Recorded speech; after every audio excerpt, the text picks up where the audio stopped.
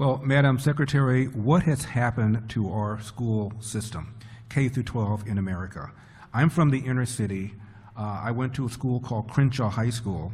I then, for 2 classes, I was bused to a school called Fairfax, which at the time was 100% Jewish. I know that because during Yom Kippur, you could show up to school or not. Only 2 people showed up, myself and a janitor. And the education that these kids were getting compared to the education I was getting at my school in the inner city was night and day. I made A's without any real difficulty. I was struggling like crazy the first part of the semester when I was at Fairfax. And since then, urban America education, as you well know, has gotten even worse. Just to pick one city, Baltimore, there are 13 public high schools in Baltimore, Madam Secretary, all located in the inner city where 0% of the kids can do math at grade level. Well, and that's absolutely part of the travesty that's happening in education. And we've spent over $3 trillion, Larry, since the Department of Education was established in 1980, only to see our test scores continue to go down. So we're clearly not doing something right. I did visit schools last week in Florida and had the privilege of attending a couple of classical schools. And they are returning to the basics of reading and doing math, memorizing, times tables, the things that, were just part of education, when I was growing up. And it's building on that foundation. You don't have to think about it. You just build on it. And what they are seeing in these classical schools is that children are reading earlier. They're reading proficiently, even, at or above grade level, even ahead of the time.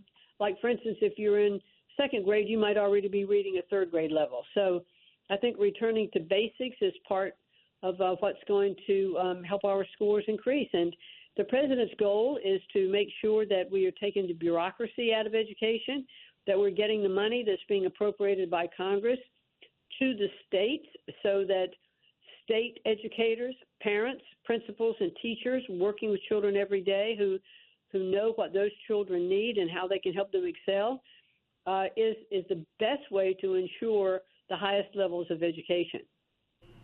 You know, I've long argued that the money should follow the child rather than the other way around, which is what you are all about. I cannot believe that the Democratic Party has maintained their hold over inner city black and brown people the way they have, given the fact that they absolutely oppose school choice, but polls have showed repeatedly that parents living in the inner city, black and brown parents, want school choice.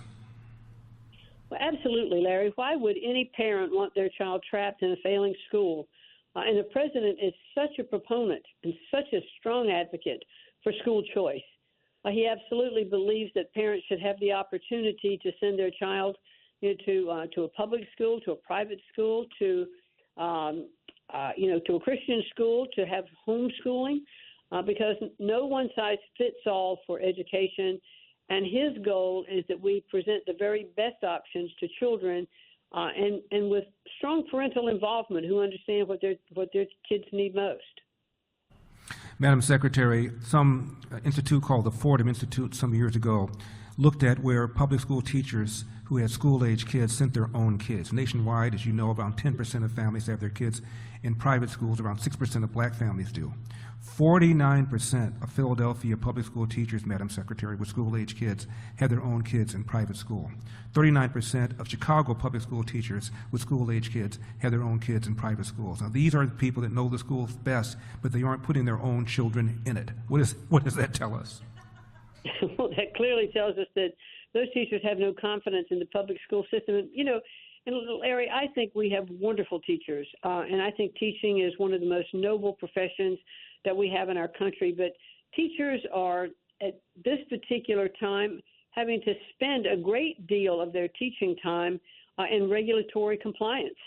There was a stat that was given to me over the past couple of weeks that for every dollar, that goes in from the federal government into schools, the teachers spend about 47 cents of that dollar in regulatory compliance. I'd much rather we spend that money on teacher salaries or materials for students, things that have direct impact on the students themselves. Madam Secretary, we have about 90 seconds left. In 1980, when Ronald Reagan ran, he promised to shut down the then new Department of Education. 8 years later, when he left office, Madam Secretary, the Department of Education was bigger than before. Donald Trump has promised to close down the Department of Education. A, do you think we ought to? And B, how confident are you that he'll be able to achieve something like that? Well, Larry, the president said in his executive order that he wanted me to begin the process of closing down the Department of Education, working lawfully and in conjunction with Congress to do so, and that's going to be the key. I think that it is a good idea to shut it down, but to make sure that those revenue streams, that those funding streams continue to go directly, to the states for the Title I funds as well as for funds for our special needs kids, and that we make sure that our college loan program is handled more appropriately outside of the Department of Education, more than likely in Treasury, perhaps with some working with the Small Business Administration as well. 20 seconds, Madam Secretary.